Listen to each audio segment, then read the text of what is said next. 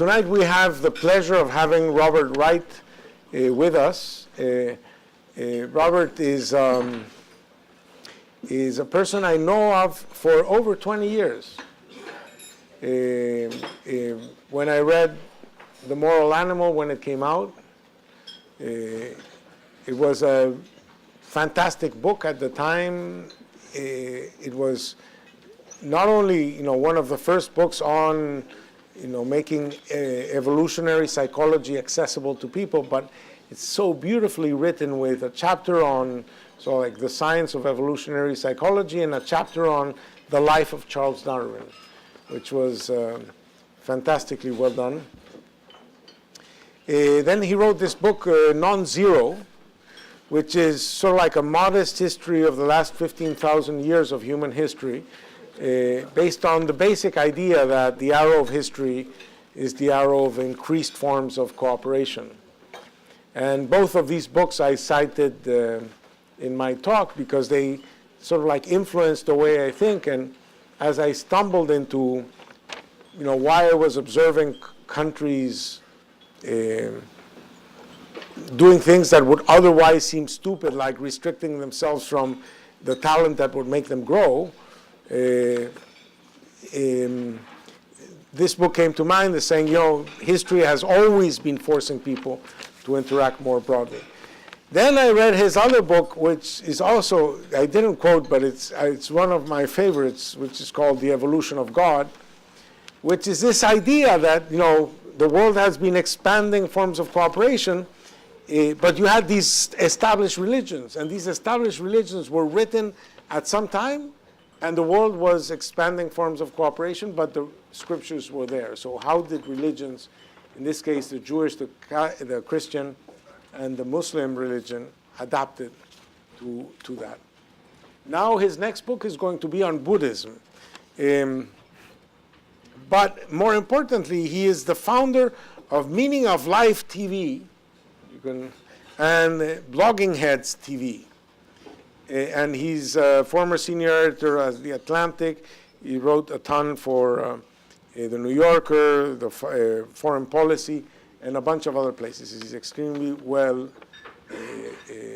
known for all of his, and he writes like the gods. So it's really a pleasure and an honor to have you tonight with us. So why don't you make some first introductions and then I'll quiz you. Okay, well, thank you very much, Ricardo. Should I stand up or? Sure. Does it? That way you can beat on people. Okay. Well, thank you. Well, it's a pleasure and an honor to be here before such an impressive assemblage of guests, and I really appreciate that very warm introduction.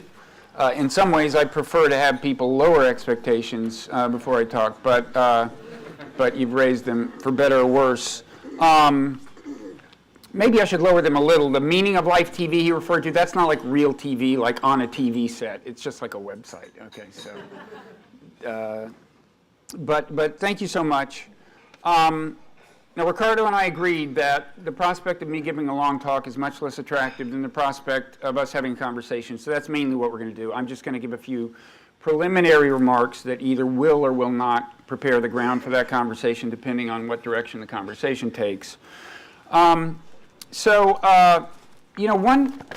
feature of my psychology I've noticed over the last few months is that almost regardless of who I'm talking to and what I'm talking about, I feel an urge to steer the conversation toward the subject of Donald Trump. I don't know, he just invites attention. There's something about him. And in fact, on the way from the airport, after a little small talk with the driver, I just blurted out, what do you think of Donald Trump? And I'm happy to report that this driver is not a fan of Donald Trump. He is a fan of the New England Patriots, which I regret, but predictable. Yes, that was not surprising. So during just these 10 or 15 minutes of remarks, I'm going to resist the temptation to talk about Donald Trump. However, he will be here as a kind of a subtext, I guess you could say, because I'm going to talk about, just quickly, kind of my view of human history, And there's a sense in which I guess you could say that this view of history puts the Trump phenomenon in kind of a cosmic context or something. I mean, it's a way of viewing the Trump moment against the backdrop of all of history. And what I want to try to explain is why, in my view, this moment, the Trump moment, has been kind of in the cards all along. It was inevitable that humankind would face the kind of challenge that Donald Trump represents. And I do think it's a very serious challenge. It's a moral challenge. It's a challenge of politics, of policy.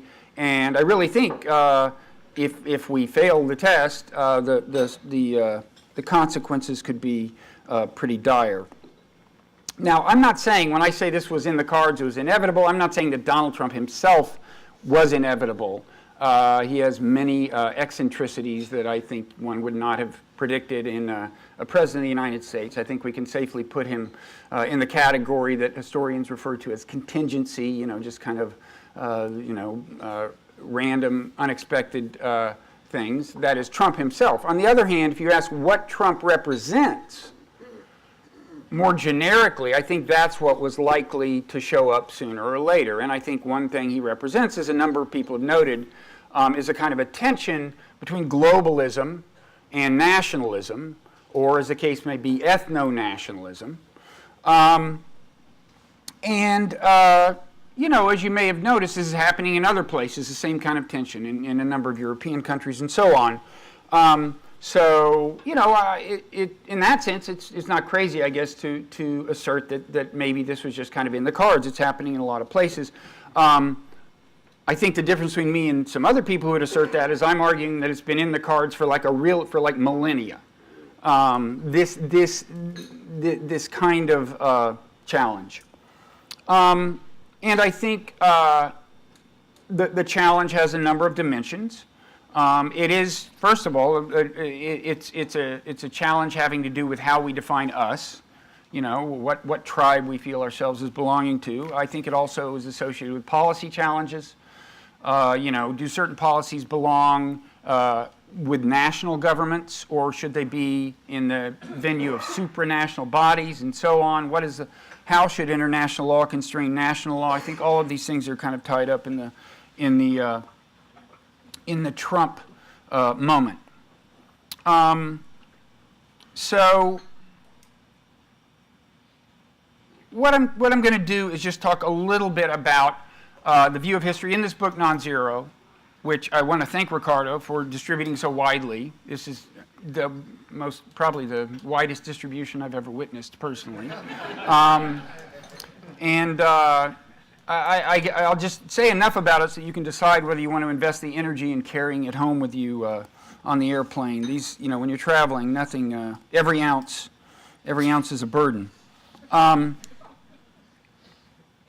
So the basic idea behind the book is, first of all, history has a direction. That's not an original observation. I mean, a lot of people have noticed that over the long haul, there has been a growth in the scale and depth of social complexity. So 10,000 years ago, the biggest, most complex society was a hunter-gatherer village, and now here we are on the brink of globalization. Obviously, there's been some kind of tendency at work here. The question is, what drives it? And I don't really think the forces I identified as driving it were really, those were really original observations of mine. What I tried to do is translate them into the terms of game theory. And normally when I talk about the book, I spend a little time making the distinction between a zero-sum and a non-zero-sum game. I probably don't, in this particular room full of people, that's probably for a lot of people a refresher course. There's a lot of economists and so on here. But just very quickly, so a zero-sum game is a game where the fortunes of the players are exactly inversely correlated. So if you're playing tennis with someone, every point is good for one, bad for the other. So that's a zero-sum game. The points always add up. The points of the two players always add up to the scores of the two players. on each point add up to 0. On the other hand, if you're playing doubles, the person on the same side of the net as you have a highly non-zero-sum relationship with, because each point will either be win-win, that's not 0, or lose-lose, that's not 0 either, that's a negative outcome. So a non-zero-sum game can be played to a positive or negative outcome. Of course, many examples in economics of non-zero-sum interactions. You know, if you buy something from a merchant, you're happy with the deal, the merchant is happy with the deal, you both feel you came out ahead, and so on. And if you ask, like, what holds societies together, I think the answer is non-zero-sum dynamics. If you ask an anthropologist, well, why, let's look at a hunter-gatherer village. Why are these people even living together? They could just live, you know, just individual families or individual people. They don't have to live together. Why are they living together? An anthropologist will list things like, well, you know, if you want to fend off predatory animals or predatory people, you're better off being in a group. Sometimes you need to unite with other people to go hunting for big game. Sometimes, you know, you can do deals. So, like, if they are in a time of scarcity, you give them food today, and then tomorrow maybe you'll need some help. They'll give you food. All these are non-zero-sum games. So, from the beginning of the story I'm talking about, the sinews that hold society together were kind of non-zero-sum dynamics. And the basic argument in my book is simple, maybe too simple. Some would say too simple, but anyway, it's fairly simple. The basic idea is that, you know, since 10,000 years ago or 12,000, when the most complex society was a hunter-gatherer society, new technologies have come along that have either facilitated or otherwise encouraged the playing of non-zero-sum games among more people over greater expanses, and as a consequence, social structure has adapted to take advantage of those opportunities. Okay. Now, there's an example that kind of like a real-time example, just to give you a sense for the way this can work. There's a Native American tribe, or was, I don't know what the current status is, but in the 19th century, the Shoshone out west, and they were noted for their lack of social structure. The American writer Mark Twain wrote about them. They are, quote, the wretchedest type of mankind I have ever seen. They have no villages and no gathering together into strictly defined tribal communities.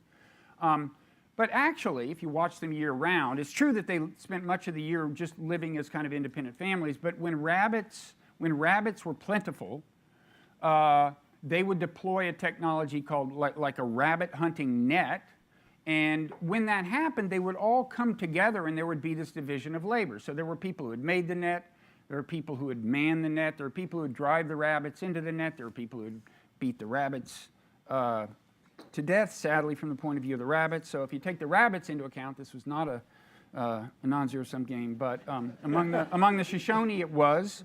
And so this is just an example of how when there is a technology that facilitates cooperation that can increase the kind of per capita output, or the per capita welfare, the perceived per capita welfare, people tend to figure out a way to take advantage of the technology, and people like inventing those kinds of technologies. They get rewarded for it. And my argument is that this is much of the story of the growth in the scope and depth of social complexity over time, the story from hunter-gatherer village to globalization. Now, and there are certain technologies that are particularly important, information technologies, for example.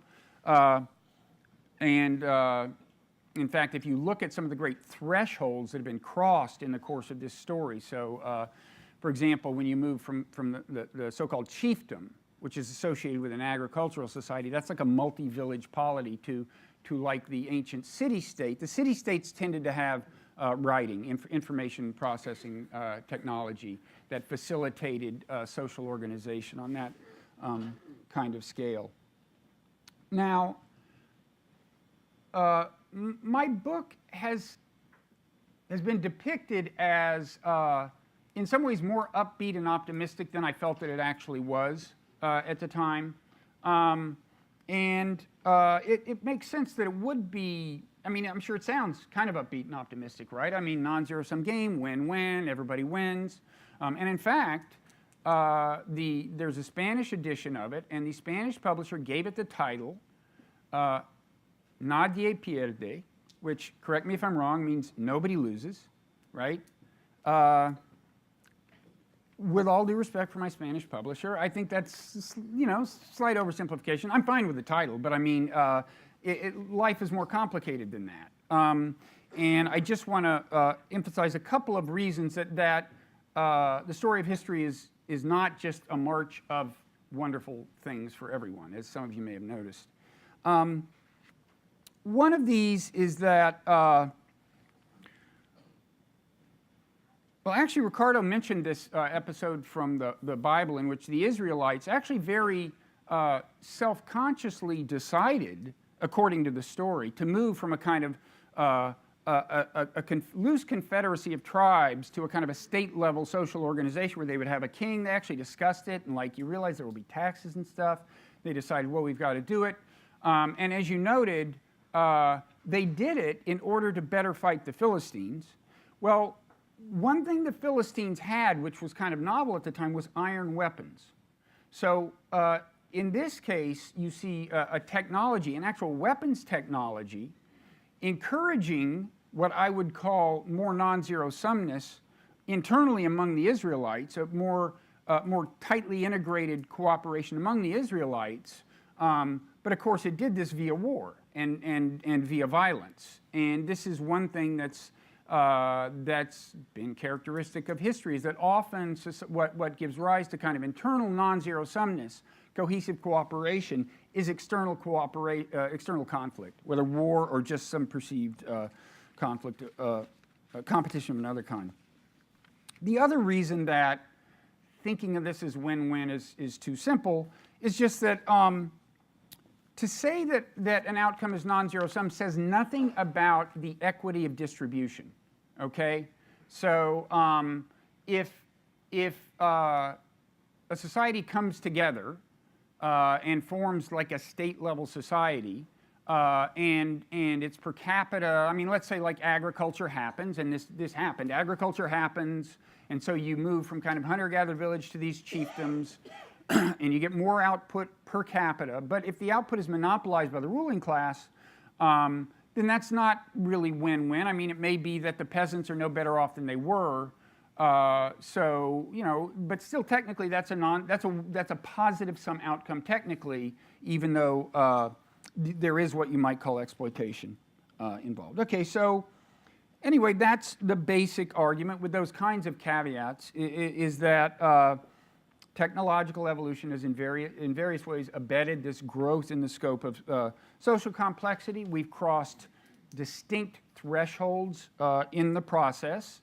Chiefdom, ancient city-state, and so on, and including the coalescence of the nation-state, which you showed us with those great maps, how language, among other things, was consolidated in the course of the creation of the nation-state, and now here we are, I would say, on the brink of forming a cohesive global society, but certainly not there yet. And this is what I mean when I say, in a way, the Trump moment was inevitable. I think it was inevitable that we would get to this point where we were at least flirting with global social organization, and it was inevitable that there would be tensions involved in that. The existing units of political organization, which I don't think have to go away at all. I'm not imagining being replaced by a world government or anything. At the same time, I think it was kind of inevitable that as nations came to recognize the non-zero-sumness among them of economic kinds and other kinds, this would exert tensions of various kinds, including on the pre-existing loyalties of people to the nation. Now, just a couple of things in closing. In my own view, I said I think we have a moral challenge, a political challenge. I think the political challenge is that if we do not move toward global governance and the nourishing of international law and the respect for international law, I think the alternative is actually very grim. And of course, Trump, at least to hear his campaign talk, tends to be against these kinds of things, right? Global governance, international law, or at least the strict adherence to it. And the reason I think that we have to move in this direction is because of all the non-zero-sum games that are being played among people in different parts of the world. So, for example, climate change hurts people in different parts of the world. It's in their interest to cooperate, to do something about it. That cooperation will, in some sense, in my view, be a kind of a global governance, or be a manifestation of global governance in some sense.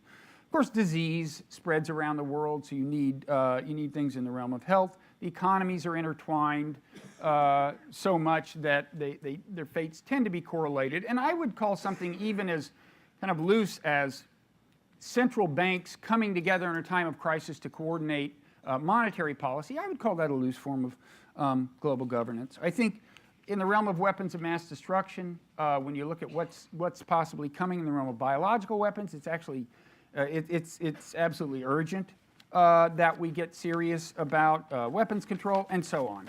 And all of these, another way of putting all of this is that the fates of the world's people are more and more correlated.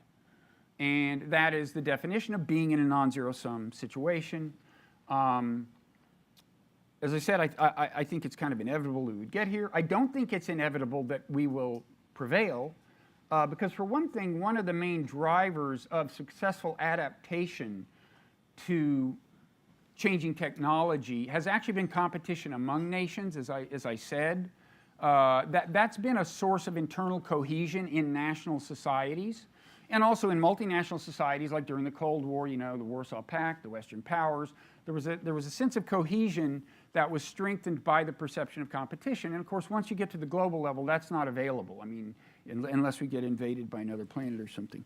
So I would say the good news is that historically, in the long run, I think this expanded web of non-zero-sumness, this expanded kind of web of like correlation among fortunes, has led to a kind of moral progress, so that there's been an expansion of what's defined as the community of us. You mentioned that great book by Benedict Anderson, Imagined Communities. It is an amazing fact that people, a whole nation the size of the United States, I mean, people kind of like imagine themselves in some sense being the kin of everyone in this nation. That's an amazing adaptation. So humans are capable of expanding the conception of us. And I can talk more about that if you want to take things there, but I think it's far from inevitable. I think the logic is there, but it's not trivially easy to get people to recognize the logic when it is there. And sometimes it's not there, as I said. So thank you, and now we can.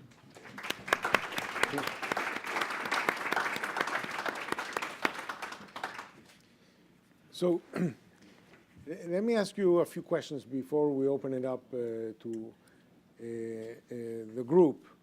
And let me make some connections between your books. Because, we were hunter-gatherer societies collaborating in small groups for a very, very long time, but collaborating more than any other primate.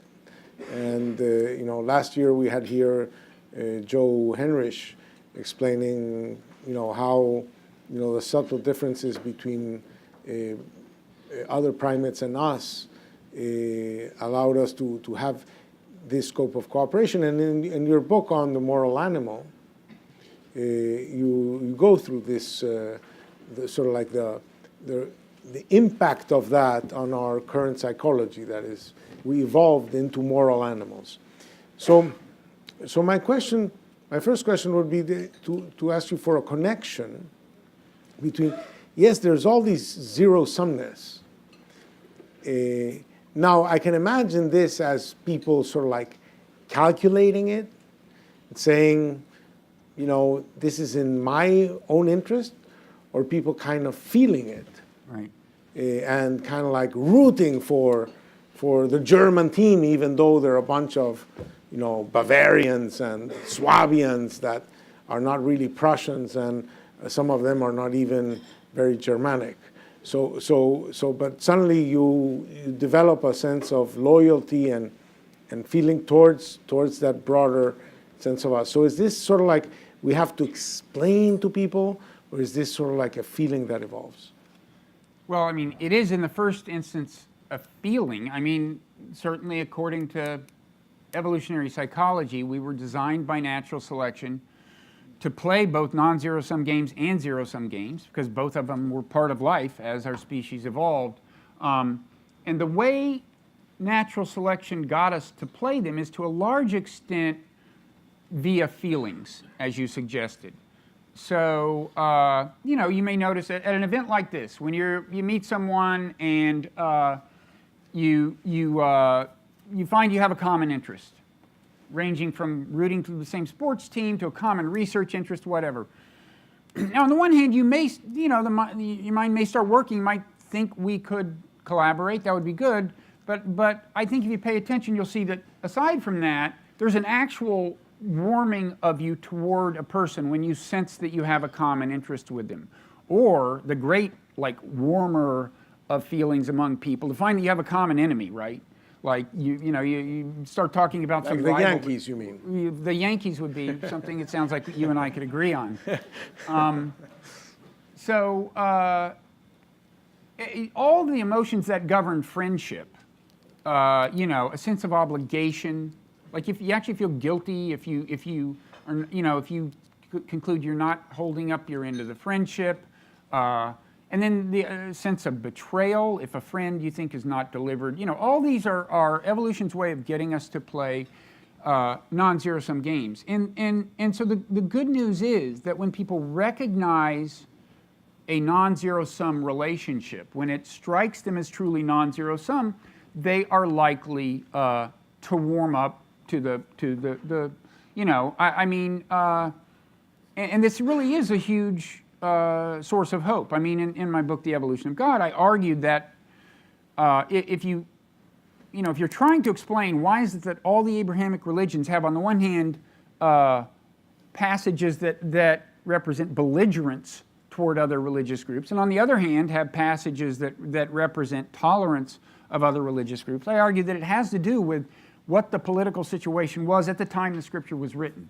Whether that group was seen as non-zero-sum, having a non-zero-sum relationship with you, or seen as like a threat or something. So that's the good news. And I think that's been the basis for a lot of moral progress. The bad news is twofold. First of all, sometimes we don't correctly sense a non-zero-sum relationship when there is one, especially when we're living in an environment that's very different from the one that natural selection designed us for, right? It didn't design us to think like, oh, there's somebody over on the other side of the planet who also faces the peril of something called global warming, so they're my friend. That doesn't work as easily as saying, oh, me and this person are threatened by the same guy or something. So there's that. And then the other thing is just that it isn't all non-zero-sumness. So, and I think to some extent, my view of Trump is, of course, he is trying to some extent, mislead people and convince them that these various groups are threatening to them when they are not. Certainly when not everyone in the group is threatening.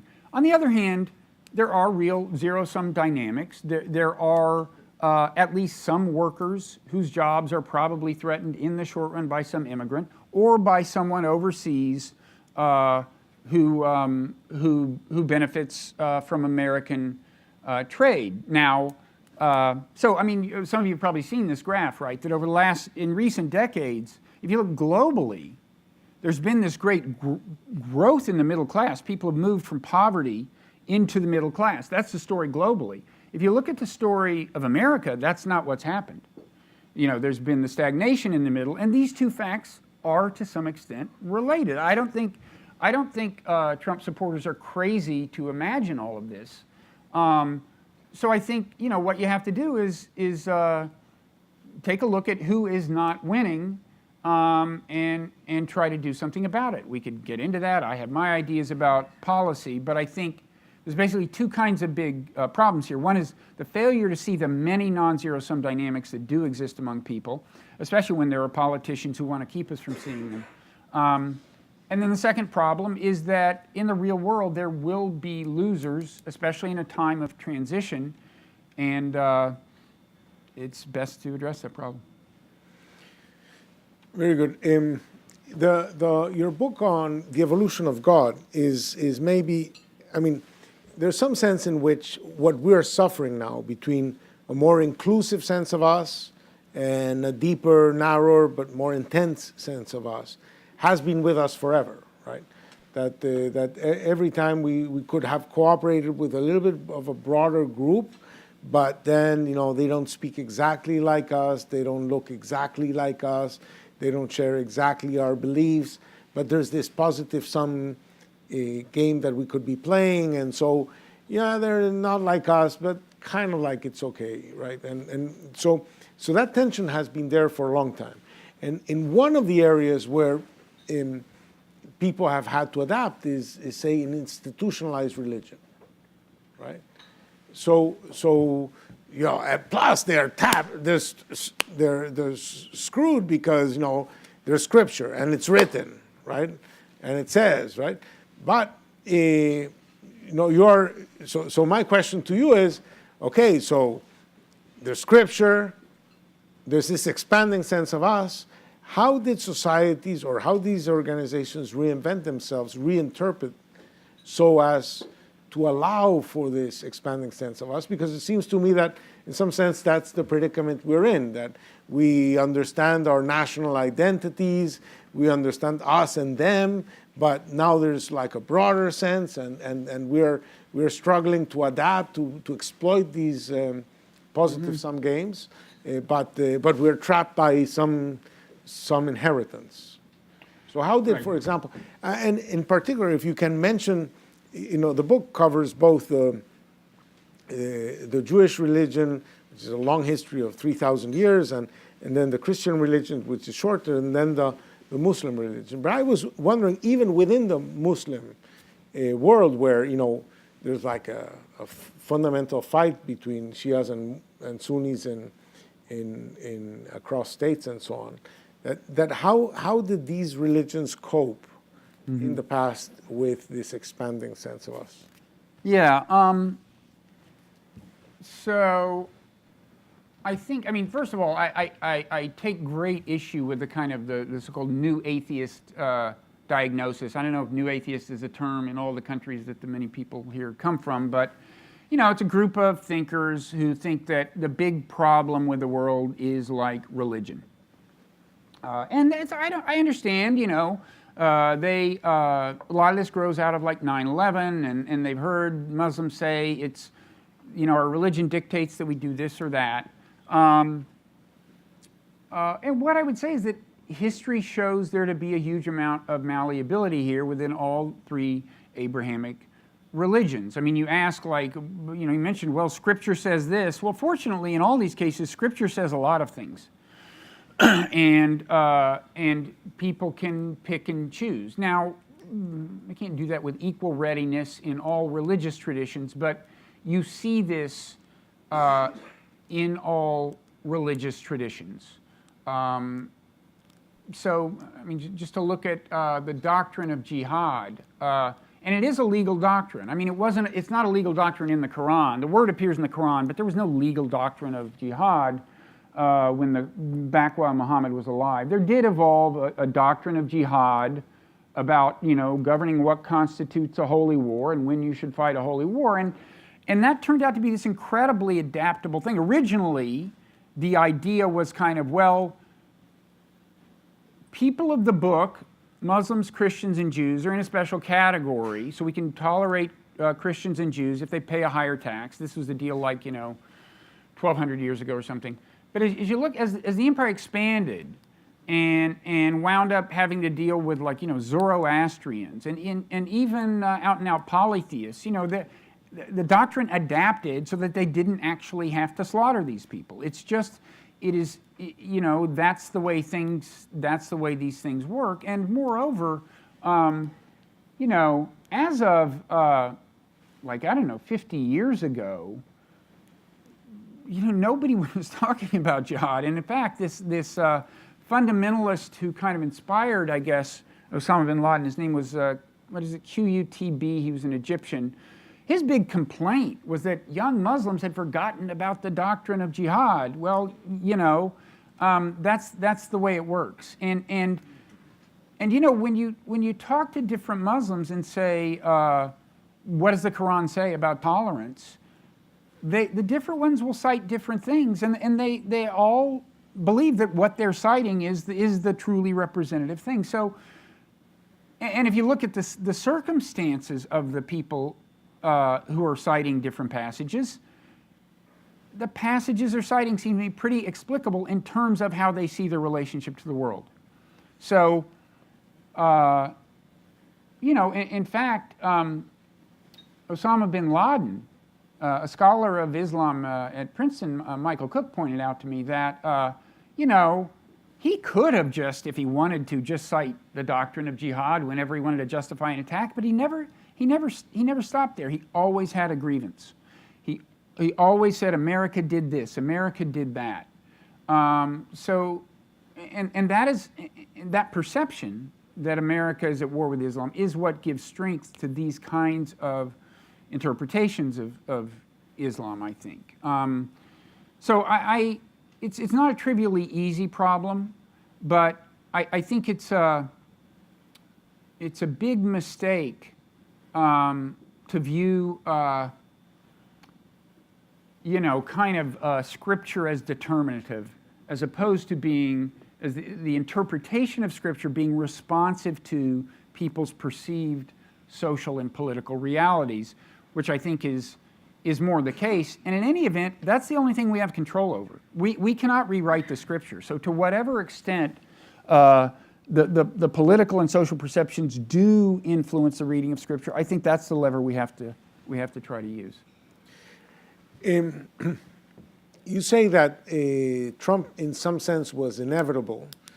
But on the other hand, you could also say that Trump is wrong in the following sense. I can say that. You want me to say it? Be happy. In the sense that it's not an equilibrium path. If you're a game theorist, you would say that it's out of the equilibrium path. It's not in the equilibrium path. It's not optimal for you to behave that way. You know, Trump famously said in his inaugural address that it's America first. You guys, you know, we're not thinking about you. We're not caring about you. We don't really care. You know, we'll be caring about us, right? And the problem with that is that, you know, now you've informed people that they don't have any particular reason to cooperate with you, because at every turn of events, if it's not in your interest to reciprocate, you'll screw them, right?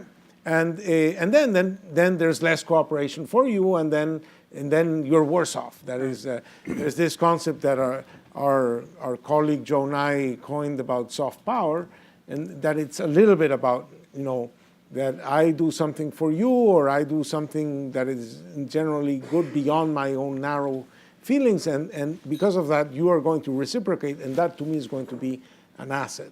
So in some sense, that aspect of sort of like that, to put it in a certain terminology, modern terminology, that Bannon aspect of Trump, you know, radical American firstism, is just dumb. It's just a losing strategy. It just weakens you. It's just, okay, so there were all these people in Asia that wanted to ally with you so as to have some counterbalance with China, and you've said, screw them. Right. Okay, now what happens? So you want to compete with China, and you have all these relations with Mexico, and you say, Mexico, screw you. And then the next day you want the world to say, you violated sort of like the formalities of the law by attacking Syria, and you want the world to say, no, that's okay because they violate. So it is a non-zero-sum game, and you're playing it as if it was zero-sum game. So in some sense, if he's smart, he'll abandon that strategy because it's not a winning strategy because the world is mostly non-zero. Yeah, I mean, I think that's a key point. I mean, the debate about America First, the reaction to this America First stuff, a lot of it has been moral outrage. Like, how dare you not care about the other people in the world? As a moral matter, I agree with that. It would be nice if he just cared about the other people in the world, but leave that aside. If he just pursued an intelligent America First strategy, that would transform his ideology, right? I mean, if you just perceived the various senses in which America, the various non-zero-sum games that America is playing, then you would understand, I think, the importance of, for example, respecting international law, understanding how if you, I don't want to get too political here, but, for example, if you invade Iraq in what is a plain violation of international law because the Security Council didn't authorize it, in the long run, this kind of stuff comes back to haunt you.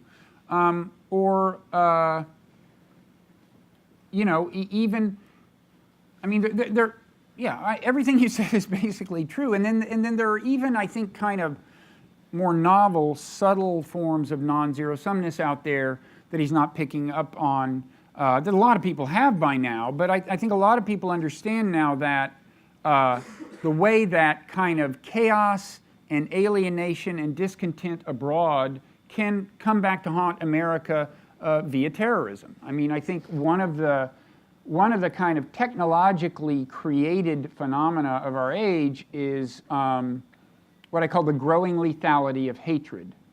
It's just grassroots hatred anywhere in the world. It's easier to organize it, to organize people distributed around the world who share a common hatred, and to combine, to deploy lethal force. And if we don't, you know, control weapons of mass destruction, most notably the biological weapons that are on the way, that could become truly catastrophic. And what you understand that hatred is like your enemy, is like grassroots hatred, just generically, is like an enemy of America. Well, that changes the way you do things. It changes the way you calculate, you know, how many drone strikes to do and all kinds of things. But the main point, which I think is not been sufficiently made, is that, okay, you want to call it America First? Just do a smart job of it. Okay. Well, let's open up to the audience. Yes, present.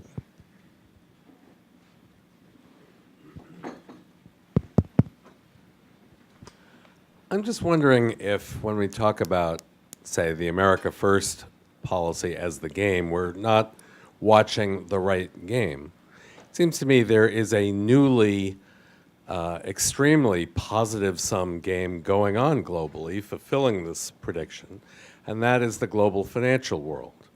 So whether it's, you know, Chinese investors in Boston real estate developers, or things that you would consider more crony capitalism and, you know, Ivanka's brands in China, whatever, that's a fabulously positive-sum game being played globally, and it's happening.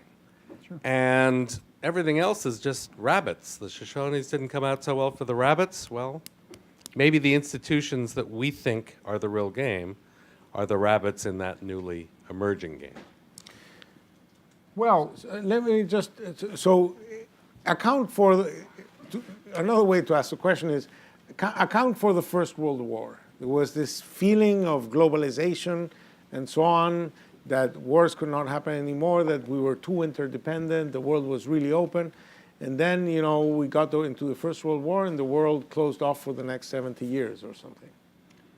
Yeah. I mean, economic interdependence is not a guarantee against war. I do think it, by and large, has anti-war properties, which may be one of the things that you're suggesting. And, you know, certainly the economic interdependence has grown more fine-grained and more globally pervasive. And, what was it? It was 30 years until the next World War. And now since that World War, it's been, 70, 80, whatever. So, I mean, I think you can certainly make the argument that economic interdependence, I mean, to say nothing of what's happened just in Europe. I realize that right now, suddenly, things look as if the European Union may fall apart, but you have to realize that, like, in 1946, if you had said, do you realize that in X number of decades, France and Germany will have the same currency, you would have said, oh, really, which nation will have conquered which? You never would have imagined that they would peacefully enter into this kind of agreement. Now, was that a bridge too far? I don't know. But even now, nobody seriously imagines war within Western Europe, right? I guess it could happen. But that itself is a radical development in the sweep of history. So I think, I take your point. There is this, there are all these win-win games being played in the financial world, but of course the people who benefit from them do not exhaust the population of the world. And interestingly, if you ask, why do Trump supporters, why won't they see the non-zero sumness? Why won't they understand that they're all citizens of the world and so on? Part of the dynamic is their perception that elites, elite Americans feel more bonded to elites in other countries than to Middle America. So, I mean, that's just how complicated these things can be, and I think there's some truth to it. I think these Trump voters in Middle America have been basically ignored by both parties. So yeah, I think elite level global bonding is a great thing because elites are usually involved in starting wars, and if they don't feel like it, that's a good thing. But I think for the purposes of stability and everything else, we have to take account of who's not winning. Now, just a quick ideological advertisement. If I had my way about how you address some of these grievances, I would take advantage of international trade agreements, use those as a forum for addressing labor and environmental issues in a more thoroughgoing way than they've been used. Because then these people, the Trump voters, you can point to a trade agreement like NAFTA and say, if there's really something meaningful in there, like if it compels other nations to permit unions to organize, or if it does something super radical like get people to agree to a minimum wage, if you have something like that, then you can take Trump voters and show them that in that sense international trade is working on their behalf. That stuff sounds radical, but it's starting to look as if we may need to think about some relatively radical policy solutions if we want to keep the whole world on board. Alan?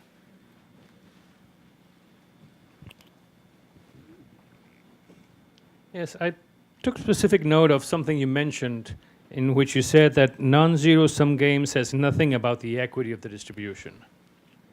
And it seems to me that maybe what is underlying the tensions existing in our different societies is that we are focusing on zero-sum games in absolute terms and not in relative terms.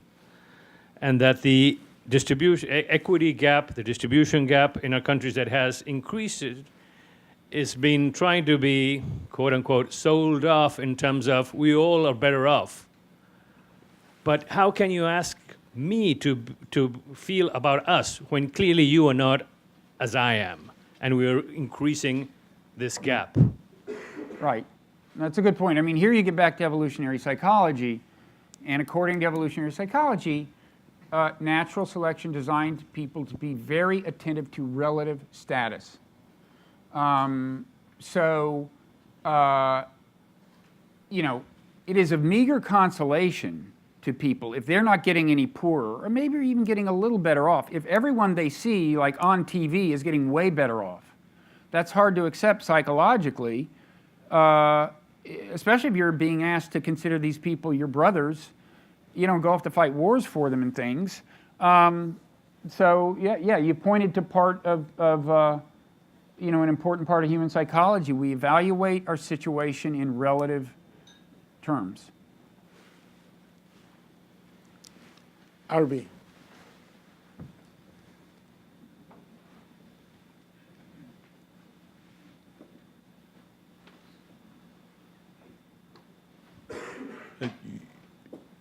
You point out this era of history going towards people getting more and more towards the concept of being in a group or more sense of us. But isn't there also some sort of cyclicality into it more than a Some sort of what? cyclical, okay. more than something that it's a continuous line? Because obviously from the maps that Ricardo showed us before, when you had Europe in small pieces, but if you go a little bit back, you had pretty big organizations in history, empires, and so. So isn't there a sense where people sometimes get together in big groups and create a big sense of us, then for some reason they split up, start fighting among each other, they feel very bad about it, and then try to regroup in bigger groups, in iteration maybe bigger, but still there's a cyclicality into this? I mean, there are cycles of various kinds. I mean, for example, with information technologies, what has happened repeatedly is that a new information technology comes along like writing, or much more recently like video, and at first it's kind of monopolized. So in ancient states there was an elite class of priests who knew how to understand writing, nobody else did. 40 years ago there were 3 TV networks in America, and that made it easier to sustain kind of national cohesion. And now suddenly anybody can start, even me, you can start like a TV, like a video website. So first of all, you get that kind of cycle that I think is technologically driven. Sometimes, I think the printing press, as a number of people have said, played a role in the fragmentation of the Catholic Church's authority. Once, anybody could get a manuscript widely circulated. So there's that. But there's also the fact that sometimes it's kind of hard to do the final accounting as to whether fragmentation is really fragmentation. So, for example, if Scotland drops out of Great Britain but independently joins the European Union, how would you do the net calculation there, right? In terms of, and I'd say a similar kind of thing happened with the nation state in the long run. I mean, that was at once consolidation of the units that were on your maps, but it was also, it represented, some authority was taken from things like the Christian church. So it's,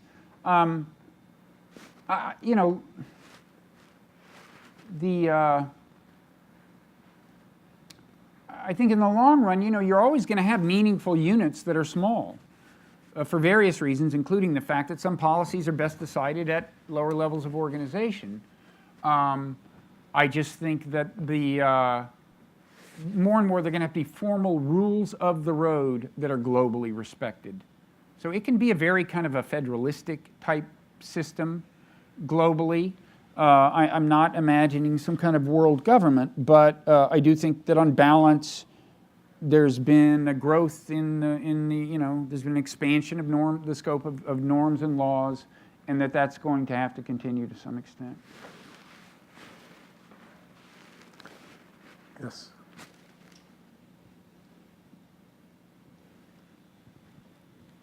Hi, great panel, by the way, and thank you. So, as you said, we like to invent the enemy, like Amartya Sen said as well.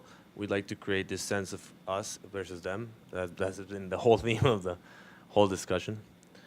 So how can we cohese without a common enemy, as we had in World War II, as we had in all these times in which after we got a lot of economic expansion and prosperity? And how can we make this meta-morality, which is boring and not sentimentally adhesive, in a global cooperation thing? How can we create this meta-morality which is empathetic? And as a side note, would we biologically adapt to this meta-morality in the end?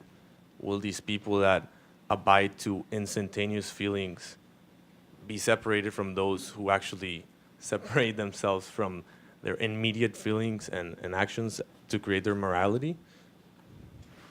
Well, I mean, the first thing you said is, I think, part of the big challenge, which is that the planet, again, it doesn't have a planet that will invade it, or even a planet to compete with economically. So the kind of the most visceral source of social cohesion is not there for us.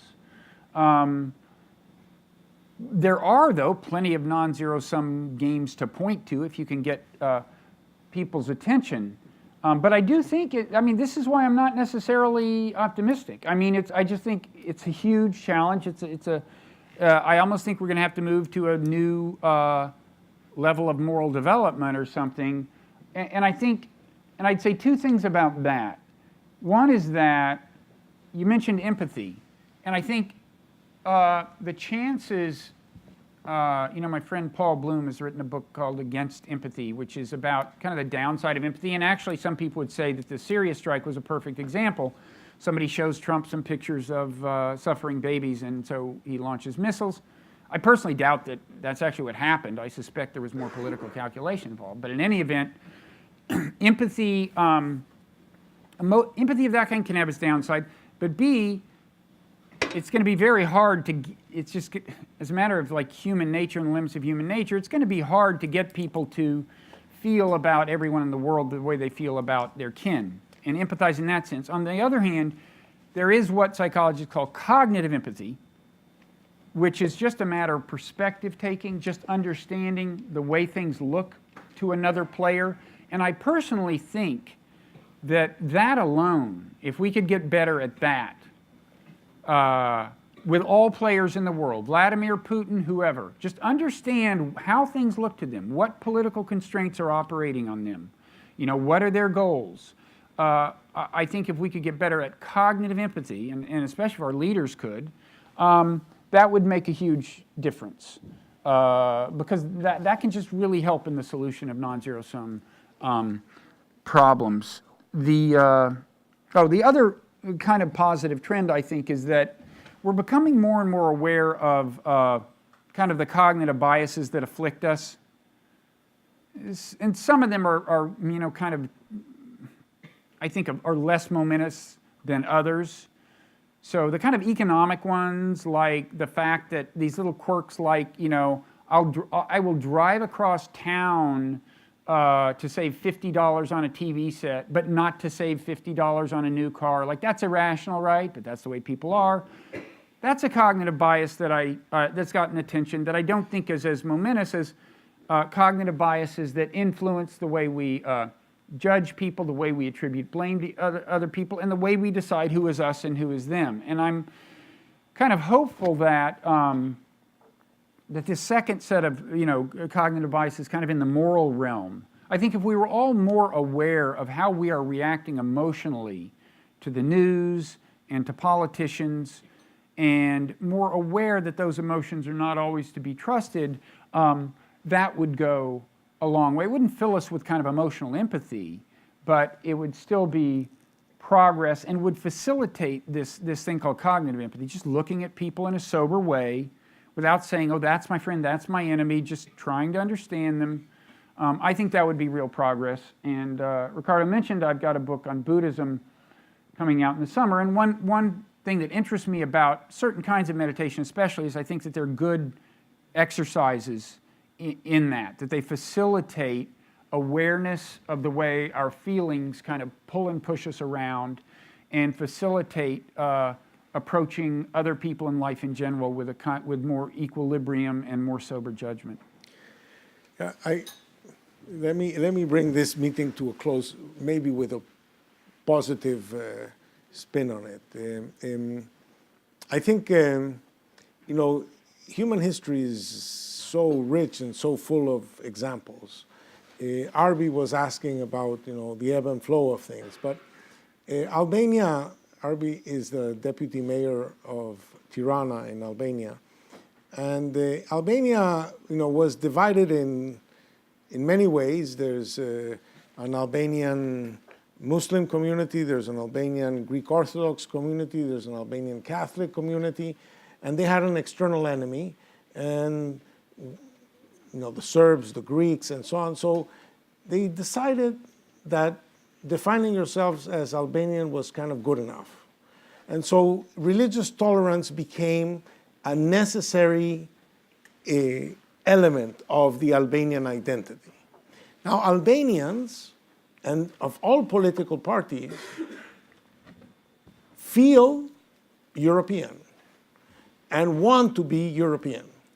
So, Brexit, Schmexit, if there's a way into the EU, they would want in because they kind of feel that they belong to this bigger whole. By contrast, there's Sindh, there's Punjabis, there's Baluchis, there's Pashtuns, and so on in Pakistan.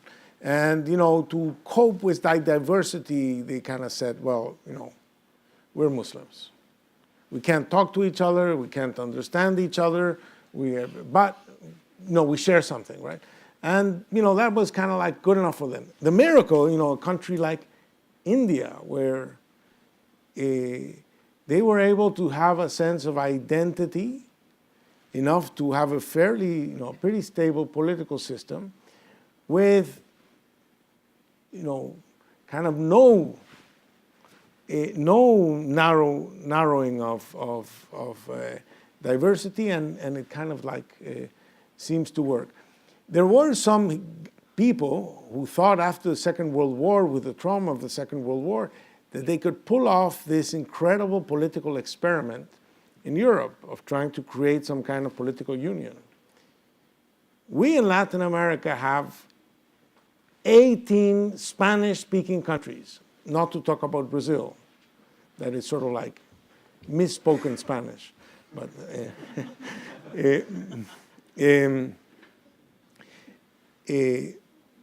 and we have trouble, defining, when we split up, like Venezuela was part of something called La Gran Colombia, that included Colombia, what is today Colombia, Venezuela, Ecuador, and Panama. But we sort of there were no economies of scale, there were no non-zeros thing to hold it together, so we split up. Central America was started together and split up. So, but there hasn't been the same amount of political imagination, political enterprise to bring something, as opposed to EU meetings. In a meeting of, say, the Latin American Union, we would not need translators. But so the degree in which humans have been able to cope with heterogeneity is enormously heterogeneous. The degree to which people have been able to advance agendas that force people to reconceive their sense of us. I mean, Bismarck, these Germans couldn't talk to each other. Now we call them Germans. They didn't call themselves Germans at the time. The extent to which these things can be done is, the history is full of them. And as your book shows, even when Scripture says the wrong thing, we are able to reimagine its meaning in a positive way.